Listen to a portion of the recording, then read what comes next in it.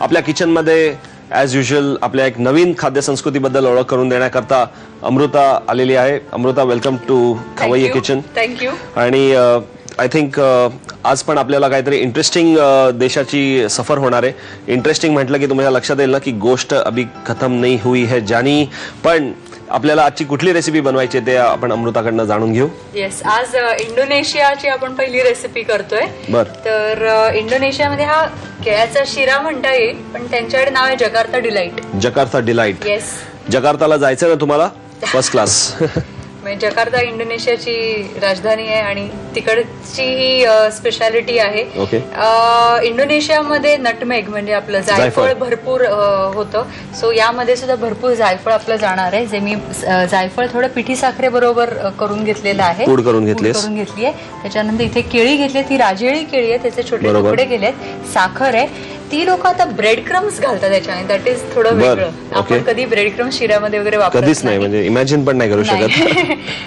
थोडा नारळ, कारण नारळाची जास्ती चव येऊन द्यायची नाहीये. बरोबर. त्यानंतर इथे मी ह्याच्यावरती जेली जाते. शिऱ्यावरती जेली. हा अगेन पूर्ण वेगळा कॉन्सेप्ट आहे. सो इथे मी सॅफ्रन जेली घेतलेली आहे. क्या बात आहे. पाणी इथे उकळवत ठेवलंय. म्हणजे बेसिकली सत्यनारायणाचा पूजेचा आपण जो शिरा बनवतो रव्याचा, त्यामध्ये केळं आणि थोडंसं केशर आपण घालतो. तर ह्याच्यात केळ्याचा शिरा आहे आणि त्यावरती केशराची जेली. येस. वा. इकडे आपण पाणी उकळत ठेवलंय. पाणी जरा उकळायला वेळ लागतोय. पण मला सांग की केळ्याचा शिरा हा कन्सेप्ट तिकडे आहे म्हणजे गोड, कारण केळं, नारळ हे खूप आहे. सो याचे गोड पदार्थांमध्ये याचा समावेश आहे. अजून एक गोष्ट म्हणजे जे साऊथ इंडियामध्ये आपल्याकडे अप्पम मिळतं, तसंच अप्पम तिथे पण केलं जातं. म्हणजे ते असं थोडं हॉपर्स पण म्हणतात. पण आपण सुद्धा पायनॅपल शिरा बनवतो किंवा अजून मँगो शिरा बनवतो, पण रवा हा बेस असतो.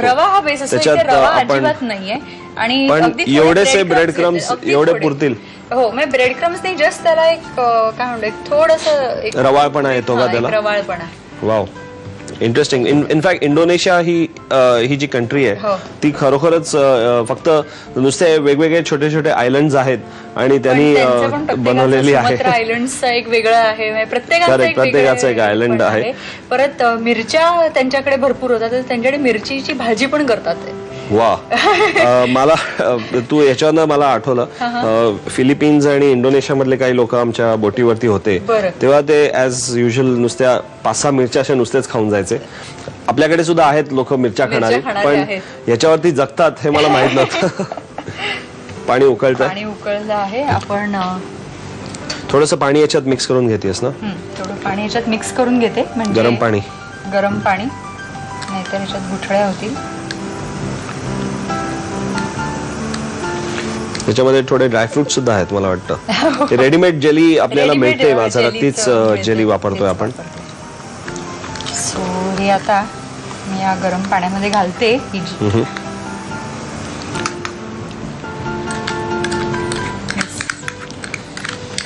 आणि आपल्याकडे आपण नुसतंच केशर म्हणजे दुधात मिक्स करून वगैरे घालतो, थोडंसं त्याचा एक रंग यावा म्हणून. एखाद्या खिरीमध्ये वगैरे किंवा शिऱ्यामध्ये वगैरे नुसतं आपण केशराचे काही स्टँड्स घालतो फक्त बस. पण केशराची जेली म्हणजे हे एकदम असं वेगळं कॉन्सेप्ट आहे. सो आपल्याकडे आता हे ट्राय करायला हरकत नाहीये, प्रश्नच नाही. इनफॅक्ट आजच्या या आपण आज फराळाचे पदार्थ जे दाखवत होतो वेगवेगळे, त्यात गोडाचा पदार्थ जर का बनवायचा असेल तर हा पदार्थ उत्तम असू शकतो.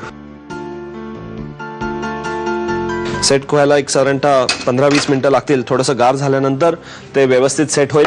सेट होण्याकरता हे आपण फ्रीजमध्ये ठेवू, एक अर्धा तास फ्रीजमध्ये ठेवू. मी ते कढई ठेवलेली आहे तोपर्यंत, की हे सगळे जिन्नस एकत्र मिक्स करायचे आणि एकत्र गॅसवर घालून. सो तूप नाहीये किंवा तेल नाही, असं काहीच नाही. त्यातल्या त्यात एक थोडासा दिलासा.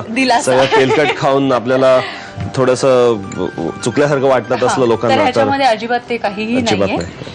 आता आपण ही केळी, खोबरं घालतो अगदी थोडं आहे, कारण सुकं खोबरं घेतलंय का? सुकं खोबरं घेतलंय, किसलेलं आहे ते असं. आणि ह्याची अगदी थोडी चव येणार आहे, म्हणजे कमीच आहे, अगदी हार्डली एनिथिंग. त्यानंतर आपण साखर घेतोय,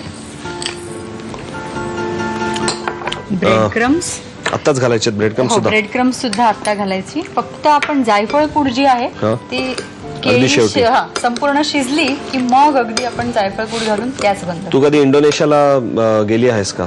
नाही, माझं फक्त ट्रान्झिट होतं. म्हणजे जपानला जाता जाता मध्ये मी थांबले होते तिकडे. पण इंडोनेशियाला आपण गेलो की तिथे इनफॅक्ट मला माहितीये लॉलीपॉप्स खूप पॉप्युलर आहेत. जसे आपण बर्फाचा गोळा खातो तसं ते रंगीत बर्फाचे गोळे ज्युसेस मध्ये ते बर्फाचे गोळे असे कॅन्डीजला किंवा एका स्टिकला लावून तिकडे विकताना दिसतात. ओके, आता हे मी कढईत घालते. आपलं केळी, नारळ, ब्रेड क्रम्स आणि साखर हे मिक्स करून जे आपण ठेवलं होतं ते. आता त्यातली साखर थोडी वितळायला लागली त्यामुळे त्याचा रंगही चेंज झालाय. शिऱ्यासारखा त्याला लुक आलेला आहे. आपण ह्याच्यामध्ये जायफळ घालूया. ओके, एक पिंच जायफळ. आणि जायफळ मी मगाशी म्हटल्याप्रमाणे हे पिठी साखर पण ह्याच्यामध्ये थोडी मिक्स करून ठेवली आणि वेलची पावडर ही थोडी घातली. आणि फक्त आता हे बोल मध्ये का काढायचं आपल्याला आणि जेली बरोबर सर्व्ह करायचंय. That's it. शिरा आता ऑलमोस्ट झालेला डन झाला. जेली बघूया का? आपण बघूया. इथे मी ही बशी तयार करून ठेवली. ते केळ्याचे काप इथे लावले आहेत त्याला.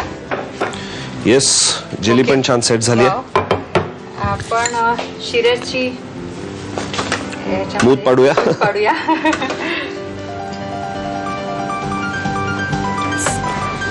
आणि